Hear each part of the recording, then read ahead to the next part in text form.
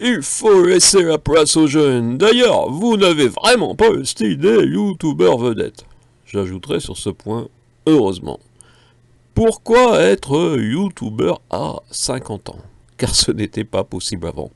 Ni pour le prix du matériel de réalisation, ni pour la diffusion. Et dans un avant récent pour moi, ni pour le débit de la connexion Internet. J'ai attendu l'ADSL et n'aurais sûrement jamais mieux ici. Le département du Lot ou quelqu'un d'autre semble avoir décidé que la fibre devait s'arrêter à quelques centaines de mètres de chez moi. Le terme youtubeur n'est certes pas des plus réjouissants. Je préférerais vidéaste ou expression vidéo, mais YouTube est le seul à permettre à ces vidéos d'atteindre un peu d'audience, donc il a réussi à imposer la déclinaison pour décrire une activité. Un peu comme si un jour les écrivains avaient tous été identifiés en galimardiens. 50 ans, quand j'étais jeune, dans les activités culturelles, il fallait laisser la place aux vieux. Les hommes de 45-60 ans étaient indéboulonnables quand j'avais 20 ans.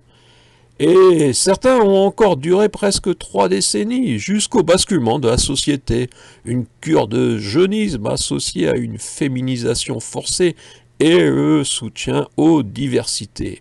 Au point que l'homme blanc de 50 ans devrait s'éclipser, surtout s'il est originaire et vit de nouveau dans des quartiers ruraux.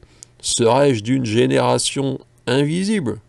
Socialement, en mai 68, valait mieux être des barricades que du berceau. D'abord trop jeune, puis rapidement trop vieux, ainsi peut passer une vie. Je ne me vois pas en youtubeur senior.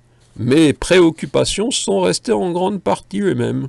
J'ai simplement plus de références culturelles, de temps de réflexion, de recul. À 20 ans, je cherchais déjà le moyen de vivre sans m'enfermer dans les impasses, obligations et compromissions. Mon premier roman, j'avais 30 ans, fut une variation sur le thème de la liberté. En 3 décennies, j'ai énormément appris et continue d'étudier. J'ai aussi vécu des choses auxquelles personne n'est préparé, je crois, quand elles vous tombent dessus.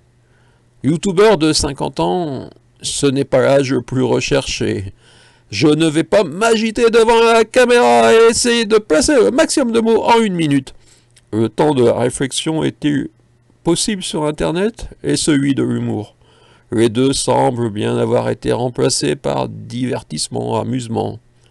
Une chaîne YouTube, encore une différence, qui n'est pas monolithique et dont les vidéos peuvent être considérées d'au moins une dizaine de thèmes, d'où l'existence de sites, principalement en .tv, suivant vos affinités.